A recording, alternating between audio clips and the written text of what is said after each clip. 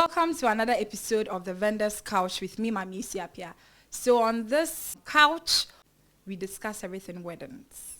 So whatever you need as an engaged couple to help you plan your wedding, from vendors, from how to trim your guest size, from how to get good deals with vendors and everything towards your wedding day, like having a perfect wedding, this is the place for such discussions. So I will urge that you subscribe to our YouTube channel. That's the subscribe button over there. So kindly click on that and also follow us on all social media platforms. The handles will be at the very end of this video. So today, it is a planner's couch. I have another planner here with me. On this podcast, we don't hide anything. We are honest with our advice, with our conversations, our discussions. We are giving you industry expert advice, what we think would work for you on your wedding day, and how you can also save costs. So I think you don't have any other option than to stick with us till the very end of this conversation. So I have here with me the CEO of Elvin Events. Call your bride-to-be, call your partner, and come and let's do this together. So yes, let me introduce to you my guest for the day. Ta-da! Hello. Welcome to the podcast. Thank you. How has life been? How has life been treating you? We are managing, yeah. So far, so good. The economy? Another day? Yeah. We spent all our money on this month, but we are managing. Yeah, managing. Yeah. Okay. So tell us a bit about your event business. Elvin Elegant event started with passion and it grew to business. Yeah. So that's all I can say about Elvin Elegant events.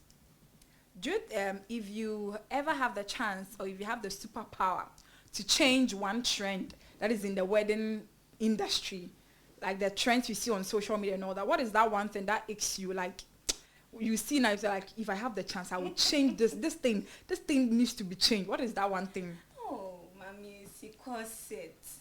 Maameesiappiah, like, you know, imagine you wearing a loose dress and be like seated. You feel so comfortable. So I think corset is one thing I would eliminate from weddings and all that. Yeah. Do you think speeches at weddings should also be scrapped off? Speeches, I think... or it should be brief. They should give them time. Very brief. Especially when they are going to toast the champagne. Like, they talk too much. And sometimes the wedding becomes so boring. And you know, when guests finish eating, they are going home that one day. After eating, everybody is going home. So I think speech should be somewhere, maybe the beginning. Whilst everyone is seated and they are giving their maximum attention. To engage the guests. But speeches should be brief and simple. Yeah. Concise, okay. Yeah. So from a planner's point of view, why do you think the cost of weddings are so much nowadays? Okay. So I think social media. Social media. Everybody wants, like, I can't remember. I had an event. So I do plan and do styling, event styling, decoration, and all that. Her budget and what she wants doesn't tally. Mismatch. You know, and you know they'll be sending you inspirations. The social media, they will screenshot and just send it to you as if. And in my head, I'm like, if you give this kind of inspiration to this top brands, events, you know, stylists, they're not going to charge you less than 80,000, 1,000 for just decor. So I think one thing we should know as a bride, most of the time the grooms are not really involved in planning and all that. So as a bride, I would advise you to go for what you can afford. No pressure. Yeah. No pressure. Don't be screenshotting a lot of things on social media. They will tell you something like this, something like this is money. There's something like that too is money. It's money, they don't know. How can you help a client trim their guest size to fit their budget? How would you advise? What expert advice would you give them when they are planning on maybe 300 guests and their amount of money is nowhere closer to the guest? How would you help them trim the guest size? Okay, I would first of all tell them to choose their guests. Maybe from school, your husband's school, work. So like choose the important guests. For instance, my wedding, I didn't invite somebody that's, let's say, 2 years, 3 years, I've not spoken to. I won't invite you to my wedding. I just invited immediate people that I have communications with. So with that, it helps when choosing your guests. So if you say your guests are even 100, you end up even getting 80 guests, because those 80 people are your immediate people you've been talking to. Our bride not doing right with regards to the vendor searching and all that. What are bride not getting right? Like, what do you see? Like, if you are far, and the person is the person is having her wedding, you go for weddings you have not planned. So when you sit there, what do you think the bride didn't do right? I'm not talking about the groom, because most of the time the groom no move with money. The rest they leave it up for the bride. So what do you think the brides are not doing right? Not picking a coordinator and not picking an event planner. It's a very big key in every wedding. Especially, okay, let me put the event planner as a coordinator. Coordinator is a key in every wedding, because you will need somebody to call vendors for you. Let's say your makeup artist is not ready, you are calling, and parents will be calling you, and as a bride, that day the pressure on you so much. I don't know where the pressure comes from, but on your wedding day, the pressure is different. It's different. So you need a particular person or a group of people who will be assisting you with all the calls, so you wouldn't be taking in the pressure. So I think 2024 bride or upcoming bride should consider picking an event planner and coordinator. It's very, very key. Yeah. In your eyes, as an event planner, who would you consider as a supportive bridesmaid? Supportive bride, like so let's say you are planning a wedding for someone. Amongst the friends, if I can't know by discuss, so this is my friend from school, how would you tell the person, choose this person as your maid of honor, or choose this person as the immediate call-to person that, if anything, she can shoulder all the things or see some of the things that get to you as a bride? Okay, so to me, my maid of honor was my older sister. So because of that sisterhood bond, I know I can count on her. So I would say picking a maid of honor, or the other name, bridesmaid, you have to have a very good relationship with the person, and you know that this person, I can rely on this person, not just a random person. But do you know people rent bridesmaids nowadays? I never knew. It does happen. Someone, like, if you don't have a rapport, people do rent then people. they'll smile with them. Someone came into my inbox that she needed a couple of people to be the bridesmaid. She'll pay them. So, and some also go for the aesthetics. You see, who will be bridesmaid? No, now I think they all have the same shape, the same height, the same skin color. When you get deep into who they really are, most of them are not even friends. My friend's friend, and I told you to tell your friend to come and join the group. My friend's cousin, and join the group. So most of these, I don't know, maybe you are choosing your bridesmaids out of aesthetics or out of the height or the kind of features you would want to have. I beg, choose someone you know would see some of the information that gets to you. The creator and say on bar. Choose someone that would know how to say it to you, because that day you can even faint. The catcher say your decor is not ready. Bibi bayo. So choose someone that by the time you get to hear of it, we've contacted another decor.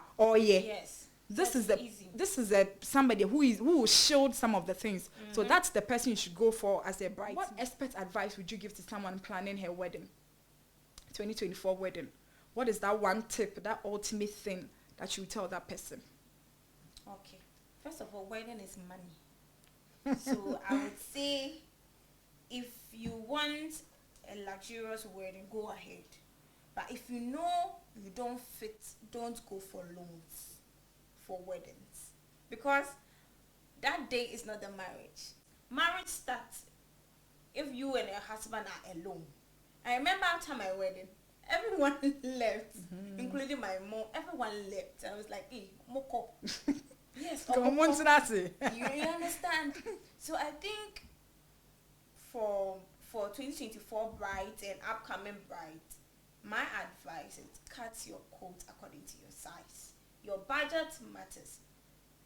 Don't break accounts to do wedding or take loans. How can a bride get good deals with vendors?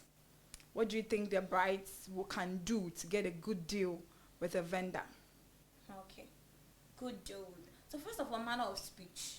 Some people come to your inbox, they don't know how to talk. When you tell them your rate, they think, hey, that's your brand. So when you come to my DM, and you talk to me politely, oh, madam, any discount? I'm like, okay, you bring this. But don't be like, hey. I say, hey, and she said, send him out discount. No. So I think as a bride, if you want a good deal, just know how to talk. Yeah.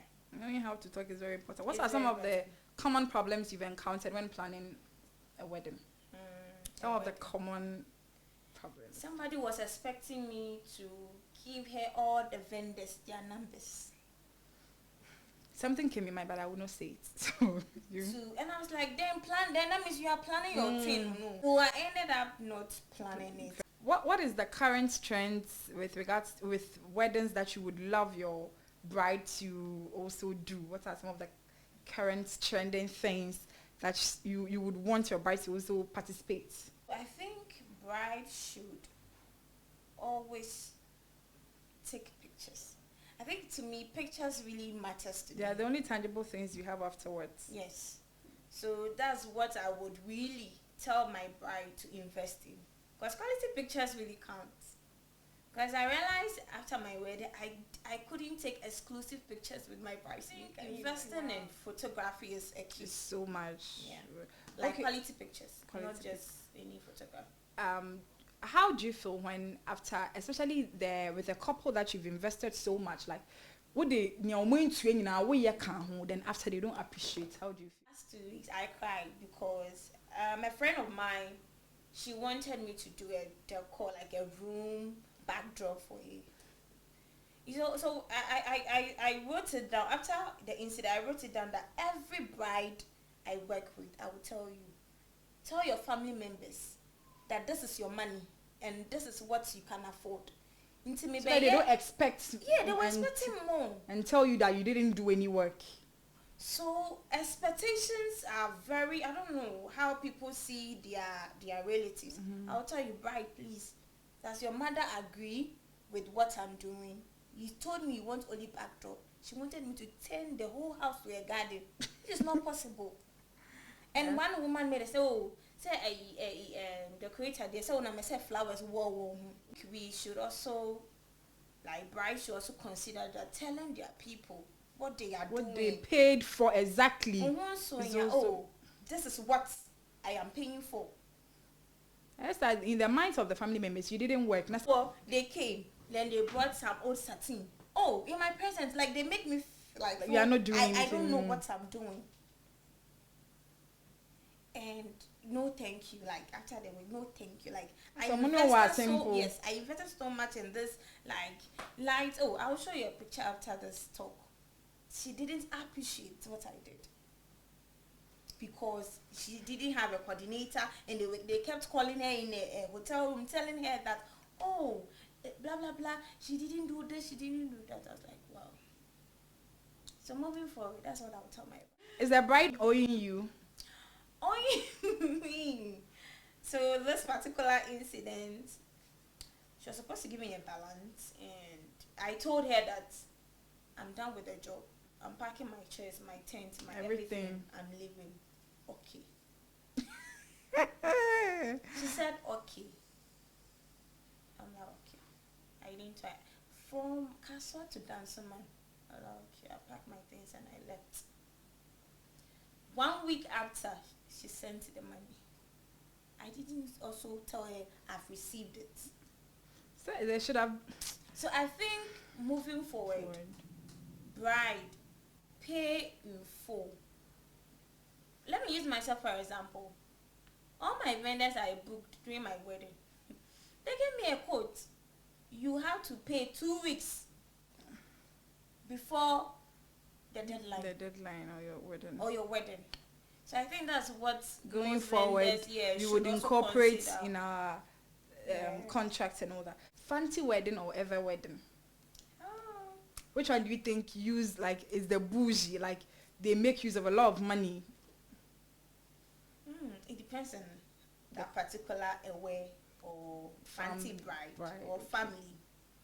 So I think weddings nowadays, we don't have fancies and airways anymore. Everybody is doing what, like everybody wants to trend. Everybody wants to invest so much. Everybody wants to know. Yes, I'm the top like 2024 bride. I'm the top bride. You know? I'm trending everywhere. I'm trending. My corset dress is on Yes. point. My makeup. People pay bloggers. It's true. Small or big weddings? Me, I like big weddings. So. Why? The money that comes with it? No, I like big weddings because okay, to me, I'm very extra. Okay. I'm very, very extra when it comes to me. I don't want to do things that people are doing. I don't want to do trending things. Okay. So me, I'm very, very extra. So me, I like big weddings. Okay. Church wedding or garden wedding? I want garden wedding. I didn't get it. I want garden wedding. So do you love planning weddings for a close-knitted family or someone who comes from a very extended family? Most of the times, small weddings are stressful. I'm telling you. Obeka should say, "Oh, Maame, see, I want something small." Obwa. It is the biggest part of it. I want something small. It's can't soon, you know. Obeka should say, "I want something small." So I think planning wedding, it should be understanding. Planning should be understanding between you and your bride, or any other family member. Yeah. How important is it for couples to manage their expectations? Do you think the expectation should be so high towards having we do decon who I say me and to decon say, and I said they should be able to manage the expectation. Vendor one bar, vendor beba late, vendor obey yari obe sending in obi. Do you think they should manage all these emotions and the expectations before that day? I think one thing we should all know is getting an inspiration from a different vendor to me to do the same decor for you and your pet that. So I think managing your expectation will be my answer. Okay. Because let's say it's like a dress. What I ordered was what I got. How you cannot, you know, how Tailor A will sew a dress, Tailor B will not. Maybe is that like, you know, similar, slight. But it can't be the same thing. Your wedding is even unique. Yes. It shouldn't be a replicate of somebody else's wedding. Yes. So I think bride, groom, family members should manage their expectations. Don't think too high, Yeah. Don't think too low. Anything can happen. Yes. Your vendor can fall sick on that day and not come. On that day, I always say, everything bad will go bad. Yes. Everything good will go good.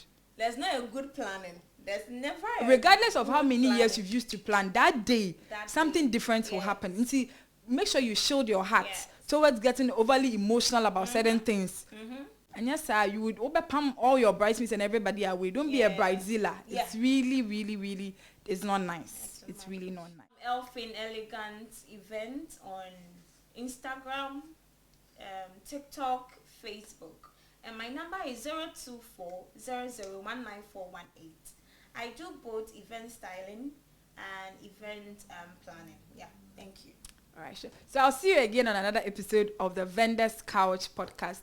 Don't forget to subscribe to our YouTube channel. Yeah. Don't forget to follow us on all social media platforms. The handles will be at the end of this video. So yes, thank you and I'll see you again. Bye.